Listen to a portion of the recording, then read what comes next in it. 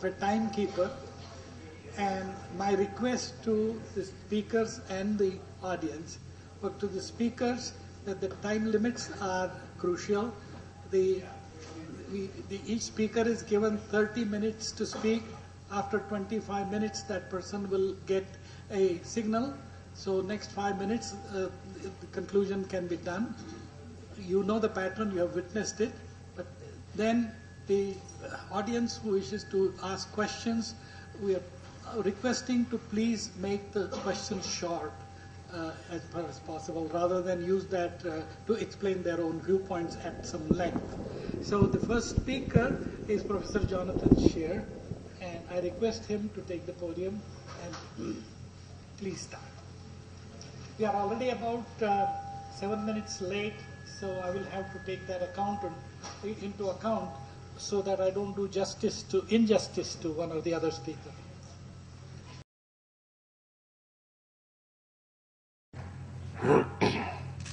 Well, like the other speakers, I would like to express my gratitude to Sangeeta Menon and the other organizers for inviting me here and allowing me to enjoy being in India again.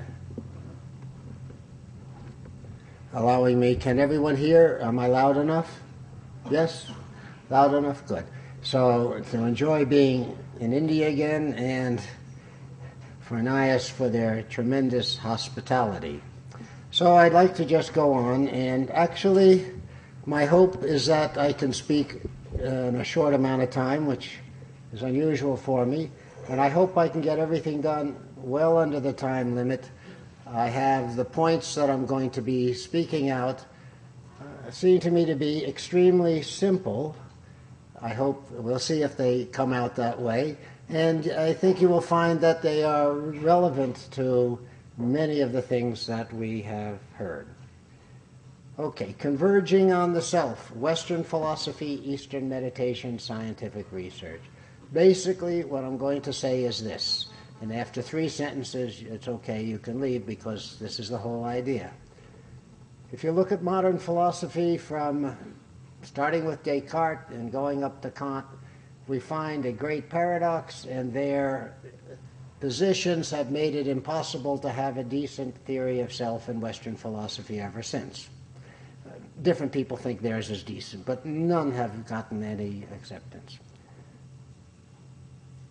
The second thing is Eastern meditation traditions. One experience, actually I'll talk about two, you can look at them either way, will resolve the paradoxes from Descartes, Hume, and Kant.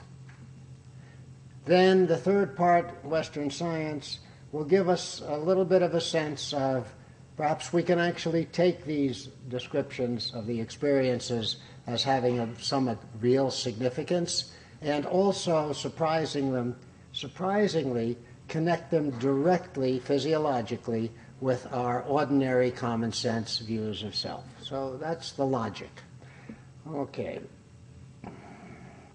Questions about self have been central to Western philosophy, and they've proven intractable for decades. Descartes, Hume, and Kant. Descartes said the self, knowledge of the self, is the Archimedes point for all philosophy. You can move it that way. Hume said it's the capital or center of all philosophy and all knowledge.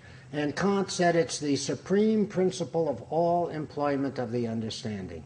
If you know the philosophy of each, none of them could have put it more centrally than they did. But their positions, come on. Before we get to them, we'll talk about common sense self. Now, there's many layers of self and notions of self. But if we press it a little bit, even common sense people that have never talked about it, we find something very paradoxical. Somebody would say, myself is my body. Well, the body changes all through life. That's one thing. But we'll use dreams, and that makes it very interesting. And I ask students, I'll ask people here, how many have ever had a dream where you had a different body?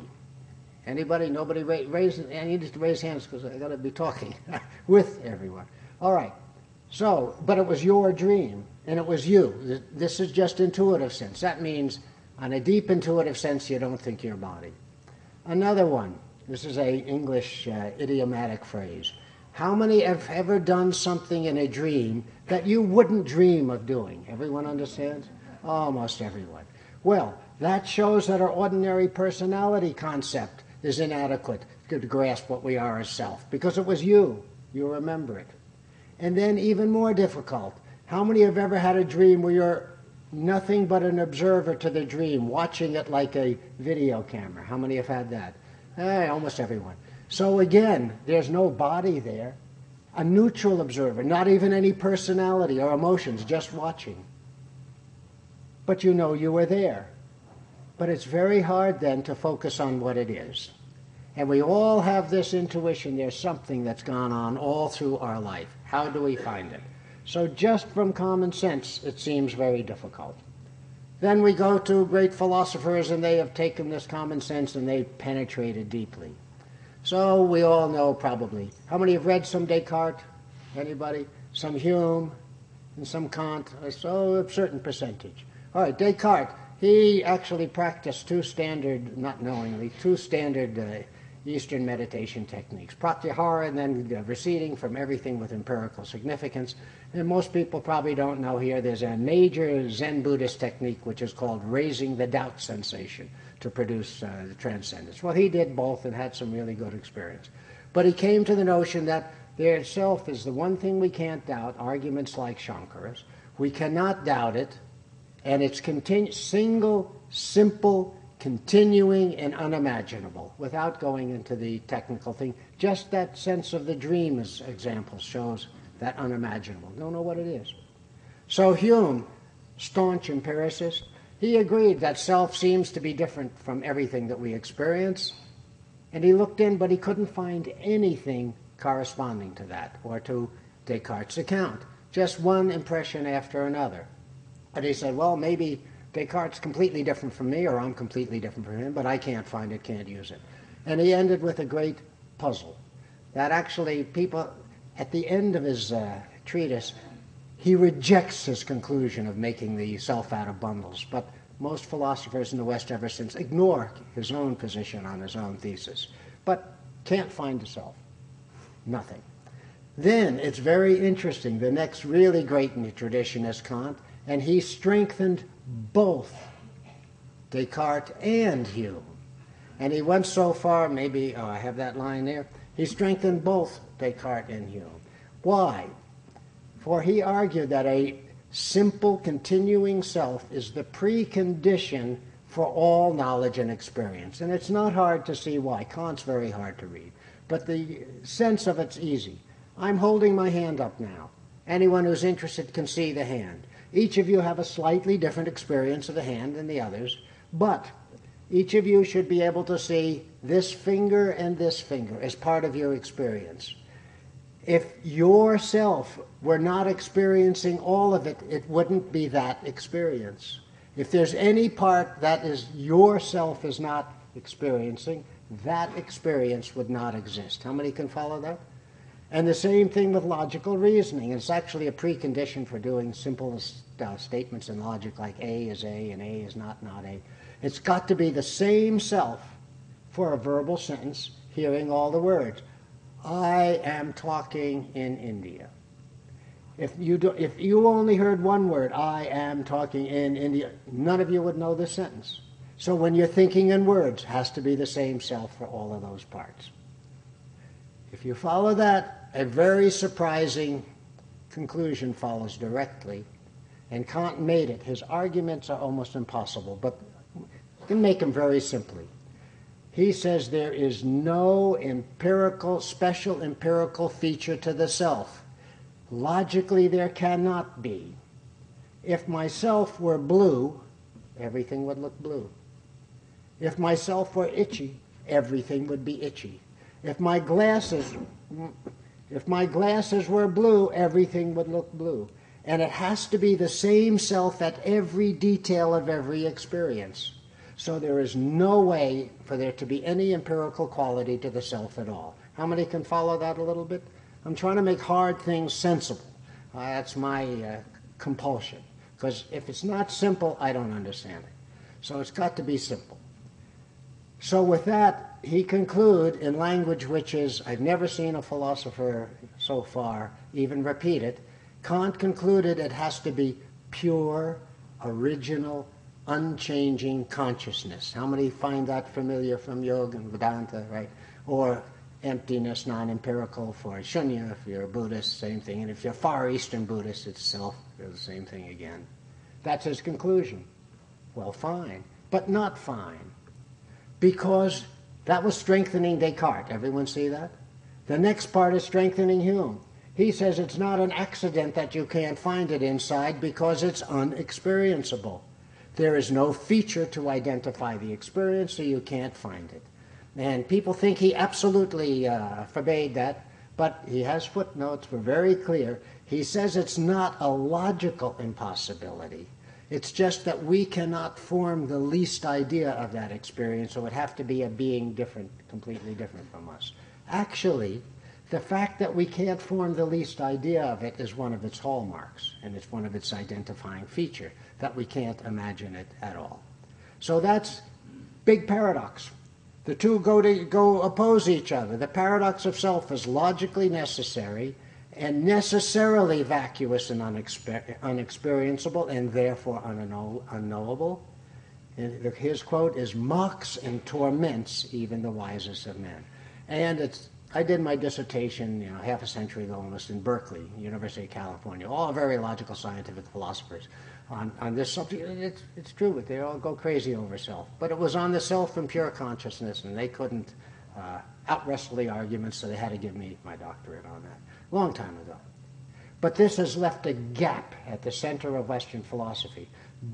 Even Sartre, who came really near, he suffered from this, and it's very clear in his first book, The Transcendence of the Ego, but probably don't have time for any of these side issues. All right, that's the situation from Western philosophy. So what's the situation from Eastern philosophy? They introduce a new, in quotes, to the West, a new empirical element, a new experiential element. What is it? It's knowledge of experiences in general produced by systematic meditation procedures. And the logic is simple. Descartes tried, but only partially succeeded. Remove everything from experience. What's left, if you're still awake, has to be your own consciousness, your own self. The logic is simple. How many have tried techniques to do that in here? And how many have succeeded? A few, not many. It's not easy. Most techniques, I will simply say dogmatically from my ignorant perspective, the mechanics of the practice of most techniques makes it almost impossible. Yoga, settling down of the vrittis, the fluctuations of the mind, and you're going to try and concentrate, that's essentially stirring up fluctuations. That's why the techniques that use that are so hard for except very rare person who can do that kind of concentration with virtually no effort. So almost every technique, and how many know your teachers say concentrate harder? It makes it even worse. It's very, very, for most people, not necessarily everyone, but for most people, that makes it worse. But the logic is simple. The normal structure of experience, phenomenologically, is I experience it. The logic is enable the objects of experience, the its, to recede. And you fainter and fainter and fainter until nothing but I, just consciousness remains. This is the logic of the practice. Very, very simple. The one technique, maybe you all probably know, I studied with Maharishi Mahesh Yogi for years, and the logic of his technique is you don't do anything because the inner layers are bliss, and the mind, once it's pointed in the right direction, settles that way on its own, with nothing. So the technique, there is no trying to sustain anything. The second you try to sustain something, it stops you from working. It transcends its own activity automatically. An interesting class with very different EEG correlates than the other kinds of practices. But the logic, very, very simple. So what is experience? Consciousness alone without objects. It's unimaginable. What do you experience it as? You don't experience it as anything, just itself. What do you remember it as? And people, you gain the experience. What are you going to say? There's nothing you can say about it except it was. You remember it. You don't remember it as anything other than itself. So it's easy to see. The only thing you could say it exists. So you can call it Sat. I'm speaking phenomenologically, not metaphysically now, just phenomenologically. So you can call it Sat. Good. But it's like nothing. So you can call it Shunya, the void, nothingness. Fine. That's a nice way to talk about it too. You can do the whole thing with Shunyavada as well as Satvada, and it's all the different accounts. There's nothing you can say about it much itself, but you can say a great deal about what it does to have, and what it does to your experience, and how knowledge of this and other experiences help resolve traditional questions. Very big ones. Okay, next thing. A closely related experience, however, can be imagined. If you can imagine this first experience, my sense is you've got to be wrong. Anything you're imagining is not in it. So there's no problem that it's not imaginable. That's one of the criteria of the experience. Anything you can imagine is going to be wrong. But we can imagine something close to it. How many have heard of Ibn Sina, called Avicenna in the West? How many? Few people, not many. One of the greatest medieval Islamic philosophers. And he has something about 1,200 years ago called the flying man image to illustrate this. The closest you can come, and I think one of the Upanishads, is empty space. So he says, imagine you're nothing but a mind in a body that you can't sense, because he believed the mind had to be embodied, in absolute empty space, nothing. How many can imagine that pretty much? Let me see. Right. That's as close as we can come to imagining. That's not this experience, but it's its first, yes, we'll call it the first manifestation as you come out of that depth. And there is where, in my understanding, the phenomenological sphere emerges. In that I-it relation. The I and the it, the I, the localized I, and the it come out. What is the I there? Nothing but a perspective of consciousness on this empty field.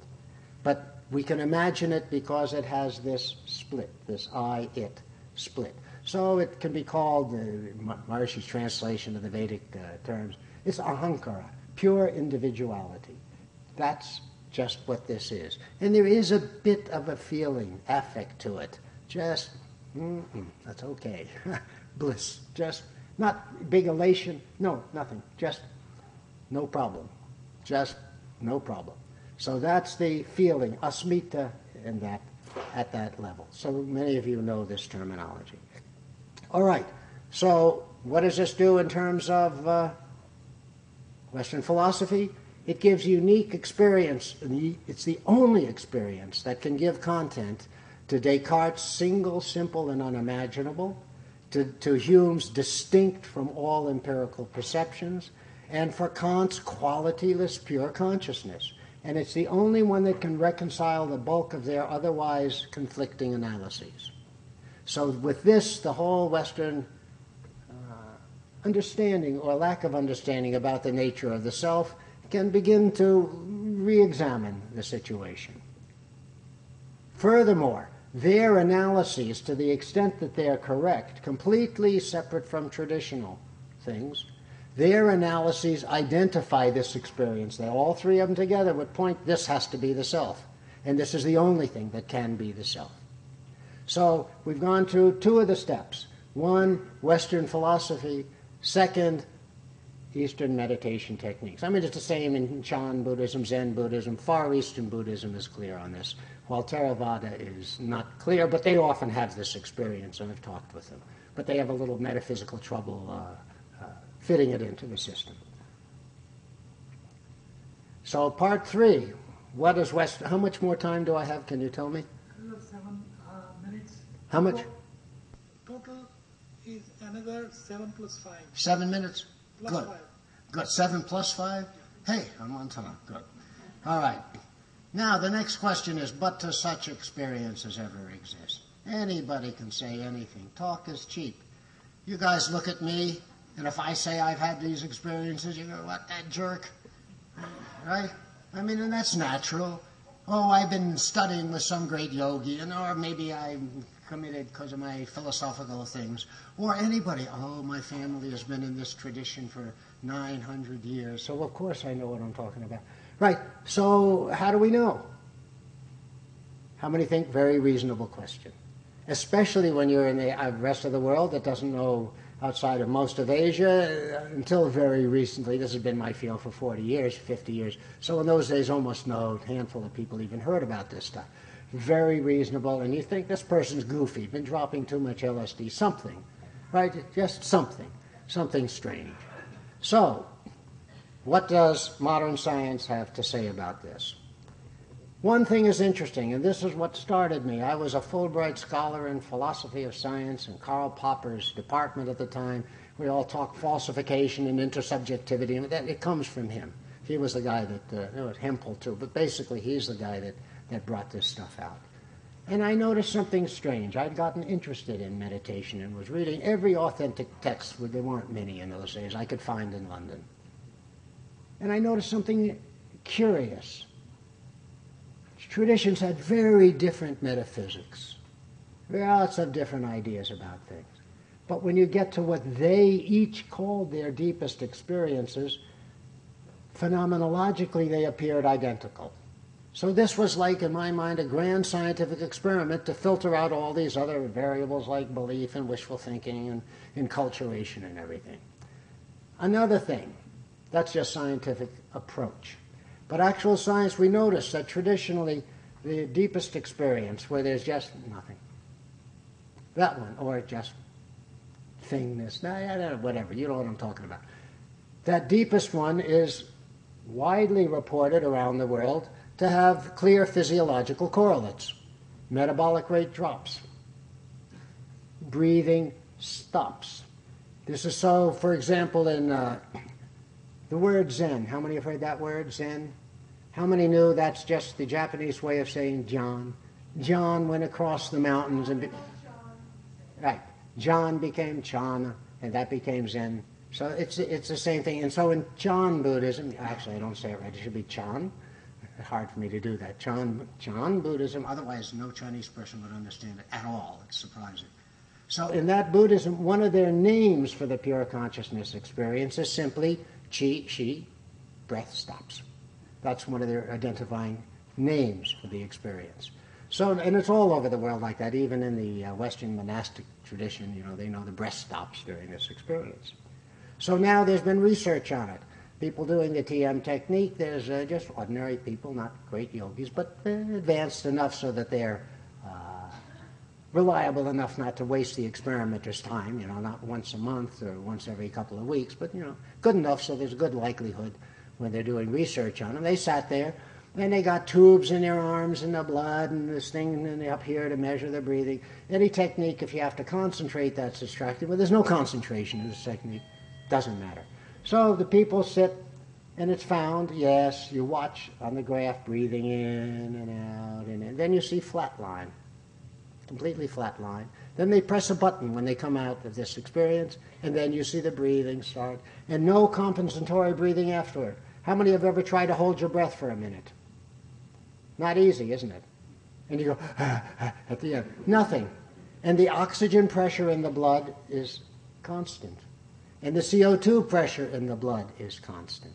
There is some slight change of lung just due to each heartbeat.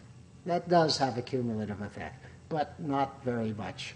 And so the traditions usually that I read, careful translations, say no perceptible breathing, which is more subtle than no breathing whatsoever. So there's no perceptible breathing. And good yogis can do this a long time, but just ordinary people doing TM, a minute, 2 minutes, half a minute like this. High correlation. So this gives us some reason to take their reports, phenomenology of the report seriously. Because when you find these correlation in many people to 5, 6, 7 decimals of correspondence, reports of the correlations, between these highly unusual experiential reports and unusual and necessarily unconscious physiological parameters, otherwise it wouldn't be that experience, in diverse cultures and in belief contexts, and corroborated in laboratory work, it suggests, I would say, that's being modestly, but I'll say suggest because it's the appropriate way for a scientist to talk here, suggests strongly that the experiential reports in all these cultures reflect the natural subjective correlate of this particular physiological state, and the descript rather than being products of all the metaphysics and stuff. So and belief and all of that. So the first thing is we do have now some good scientific evidence, I think, to begin to take at least some reports of these experiences as the natural way, what the people are actually experiencing during those episodes. Now, another thing along this line, one of the things I've been publishing in a little bit in the last couple of years is research on different kinds of meditation. And one of the really interesting things is also the same experience is produced by all sorts of very different meditations, including two that you could hardly get more different, which is Zen koan work. I did a degree in pure math, and I was accustomed to concentrating. The work you do in Zen koan work, I did Zen for 5 years, but not that. That's beyond me. Very intense concentration, sometimes day and night, 24 hours a day for years. Otherwise, only 18, 19 hours a day, if you fell asleep. For years, so you can't do it in the modern world. You walk along, you don't feel the people in the crowd, you eat, you don't feel the rice going down, this is the way they describe it. And TM, where nothing to it. Any little child learns in a few days. Opposite, and very different, you get gamma wave as a big correlate on this concentration. Anytime you concentrate, that's Zen. And you have prefrontal alpha, coherence, and amplitude a lot, also all over the brain, a lot of alpha. When you're doing and gamma is called alpha blocking. They're extremely different kinds of techniques. The experiences seem, and not only experiences seem identical, but the reports of the effects of them after seem very comparable. And a lot of research on it. All right, only one other piece of research. Are we close now? Yeah. 2 minutes is plenty. All right, one other thing. Meditation-related research now also appears to provide an empirical connection between this experience and our ordinary concept of self. The default mode network, which is now talked about a lot, and people are talking about it in the context, this is like Wikipedia and ordinary things, a network of brain regions thought to correspond to ordinary self-referential mental activity. And if you look, it's a fascinating subject, this, and it was mentioned yesterday a number of times. So, but if you look at its activity, it's least active whenever we're focusing on something. It's more active when our attention with eyes open is on concept of oneself and on self-referential pronouns, and even eyes closed thinking about self. And it's more active when you just close your eyes and you're just drifting, nothing. And it's more active when you're doing TM associated with this experience of pure consciousness. So these results showing correlation between self-referential activity and concepts and the DM network and pure consciousness, they're only preliminary. But did I miss one of the pages? I seem to have missed. At any rate, these connections, they provide an empirical support between our ordinary concepts of self and this unusual experience. A lot of more research is needed, and it's just preliminary, but the results, here it is, suggest that pure consciousness experience are associated with unusually high activation of this area.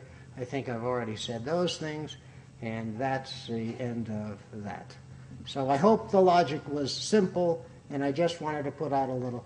Enormous amount of research needs to be done on these things. The real value of this stuff, I think, maybe I have time, 1 more minute? One only. This is only one step in a big research program. I'm fortunately being able, finally, working with a good researcher in New York University to do this stuff, to isolate physiological correlates of each of the different major layers of mind as you go to settle down through, manas and all of these things, pure individuality and transcending. With a secondary goal, first that will allow more reasonable talk between traditions about the experience. The secondary goal is to find people, especially Tibetan adepts, and I talked with Samdang Rinpoche, and he said he could find who can sit at each of these levels as corroborated by the EEG, for example. And then we might have some confidence in their reports about what happens inside. Then we can begin to use things like neurophenomenology, using more than just Aristotelian common sense for the inside part, and have some sophisticated modalities for exploring the inside to begin crudely to match the sophisticated physiological modalities to have a real science of consciousness. So I wanted to talk about ethics, but this is as far as I thought I'd get. Questions?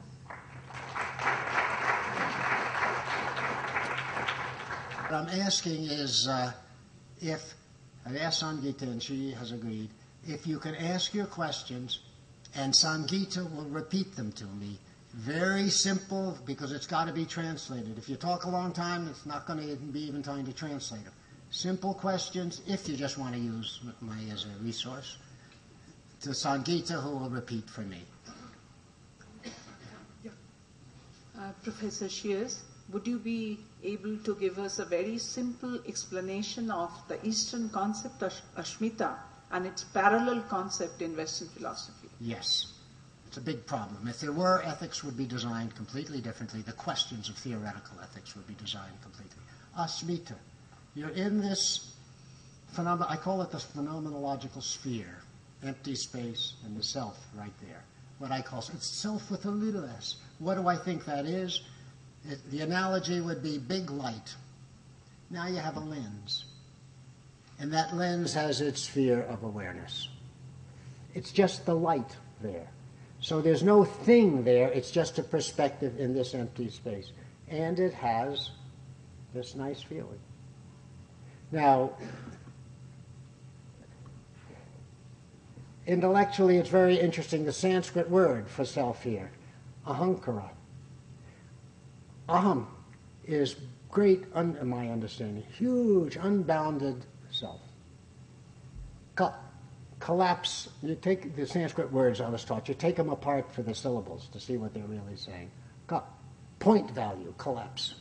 Hara, resonance, vibration, same thing. So each individual self in this account is a particular, and they're different, I'm told, when I ask people about this, a little different for each one of us. But each one of them is a resonance that causes a collapse of the unbounded to localized experience. And there is a background resonance there. Its feeling quality is bliss. But it's a quiet bliss. It's not like the bliss you get when you turn from that in towards unboundedness. That's another story. Anything you've ever experienced, if you haven't experienced that, in my own experience, I've had a lot of experiences. I was in the counterculture and everything. Not even like a faint smell of the ocean from 50 miles away compared to this, and it's an ocean of that. That's another story. That we do have in the Western tradition. That's Plato's The Beautiful in the Symposium. And he talks about the mechanics of cities there and descriptions of cities. But the modern West doesn't have anything like this. Did that speak to it at all? It's the feeling level of that experience. How many know? If you just felt much of every day as your normal background, no problem. How many think that would be some progress? Nobody? All the time you felt it's okay. That level, as this gets stabilized. And the other thing that happens is, as the nervous system experiences this enough, it becomes attuned to it because of that asmita. It wants it. And then it sticks. And then you find, everyone look in this room. You can all see me, presumably. There's all this space in it, too. How many see the space as full of life? That comes. That's, you see what was just the background. First, you see it in yourself when all the senses and thinking are silent. Ultimately, you see it out there, even in the midst of everything. I had a friend in some very high state of consciousness hurt his back. And one of our friends, we weren't as high as this guy by far. And one of the guys asked him, what does pain feel like in this state? You know what his answer was?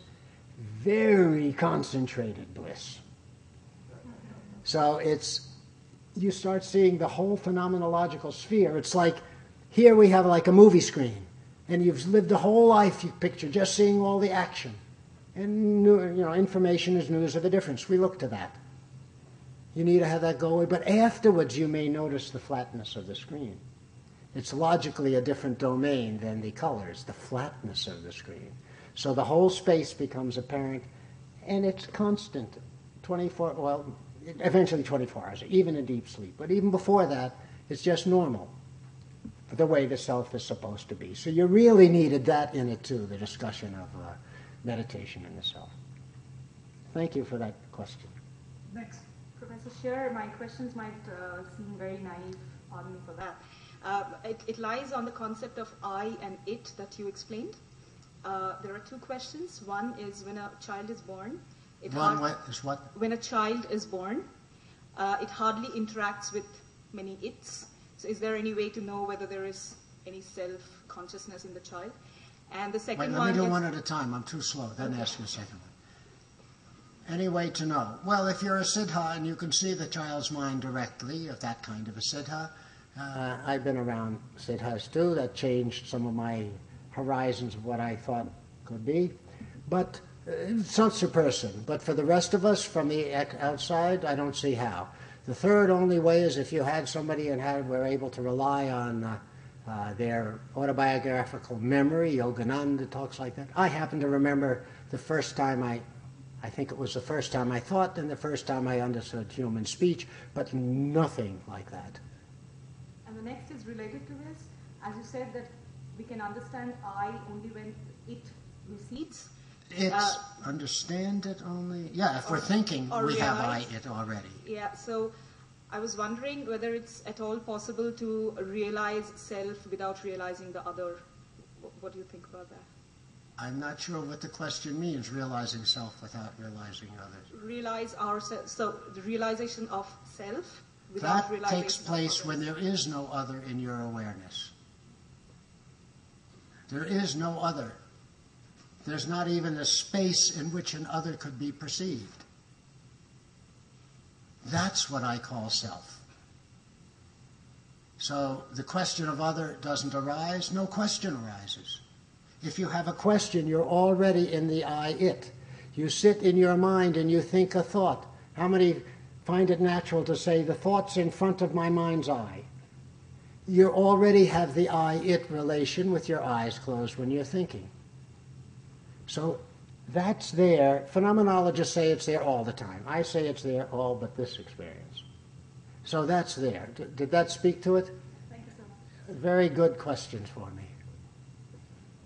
So extending from your analogy of Western philosophy and Eastern meditation, which I think is just one of the Eastern sciences, historically Buddhism borrowed most of meditative practices to make it accessible to the layman. This sense of the sense of fluid self, and at this point, I just like to draw this quick analogy made in this conversation between Rabindranath Tagore and Albert Einstein. It's a famous conversation which most of you have read. They met in Berlin, and they discussed the difference between Western music and Eastern music, how culturally different they are in terms of Western music being grandiose and Eastern music more towards the unknown. And how really processes like meditation is not very dissimilar to a proficient violinist, a person who plays a piano, or a guitarist, or for that matter, a mathematician playing fluidly with numbers, or music, where that level of proficiency has been is now more. I've got enough to answer the question, I think. You tell me if I miss it. I was a mathematician. That's why I could do this Zen. I was accustomed to sitting down in my mind, incredible, even like feels like sexual frustration. Your body's going like hours at a time. If that produces this pure consciousness experience transcending, then I'll entertain it's in the same domain. And Gyan Yoga, for rarely rare people can do this, not for most. So if it produces the same effect, if it eventually the technique disappears along with everything else, then it's this. Now, in much of the Eastern culture, and China is actually more explicit, I think, than India has been for a few centuries, every art is practiced with this in mind. I've done martial arts for years. I'm an old man, and I'm still stupidly doing it. But in the middle of battle, fighting, and one good buddy of mine, he was my judo brother, You're going, boom, gone, transcended, whoop, and there's the guy next to him, and he's standing over. You find that's why I started judo, because it was a Zen art. If the art does this, then it is this. If it doesn't do this, then it's not. If it does this for a few people, then it is for those. If it's taught to do it for most people and it doesn't, it's a mistake. Judo does not do that for most people. It gives you as an old man all kind of broken things like I've got. I loved it, but it did not produce much of this. So if it does that, it does all good art, does bring you in that direction. That's the purpose, as I understand, of good art. The art is not modern art, which is that of intellect. It's pragya-parad, it's gone crazy. You go in, or you are in because of the way you are when you're born. You have some depth of perception. You make some, a lot of people with that, a smaller percentage can make some exteriorization of it. And the viewer, for a great artist, is drawn in that. And how many know it takes your breath away sometimes, and you go, ah, in that direction. So all art, if it's great art, in my opinion, is for that. But calling it a technique for that, I would be reluctant. Einstein had this kind of experience. Poincaré had these experiences. I got a chapter in a book which may come out again. It's out of print. And it's about these experiences for Western philosophy as a whole, not just for this topic. And in there I talk about the autobiographical accounts of Poincaré and Einstein for mathematicians and physicists, Wordsworth and Valery for poets, Brahms and Mozart for musicians. The greats, if you look at their autobiographical accounts, they very often describe perfectly clearly different levels of inner awareness, and some of them all the way down to the source, whatever language they describe. I think that's one of the reasons they were great. They had access to more of the mind internally, plus they have to have mastery of technique, otherwise they're just enjoying themselves and they don't do anything for us. There is time enough only for very short questions, not answers. We can answers discuss later. Okay. Thank you for your talk. It's a very simple question. According to what you said, I felt that phenomenology belongs more to Eastern meditations than to Western philosophy. And so I was wondering what would be needed for phenomenology to be able to belong to a Western tradition. It's not a tricky question. I mean, it's a... I mean it really. Yeah, if I understand it, all that's needed is enough people getting this deeper experience, and it will naturally expand to include it. That's what my hope and belief is. In all the Western scientific experimentation on meditation and what happens during meditation, it seems there's a lot of data. Has there been effort to capture the behavior alterations after such experience? I got it. Yes. No, later on. That's the question. Yes. We'll be doing injustice to the next. Okay, good. Yeah. So thank you all. Thank you very much.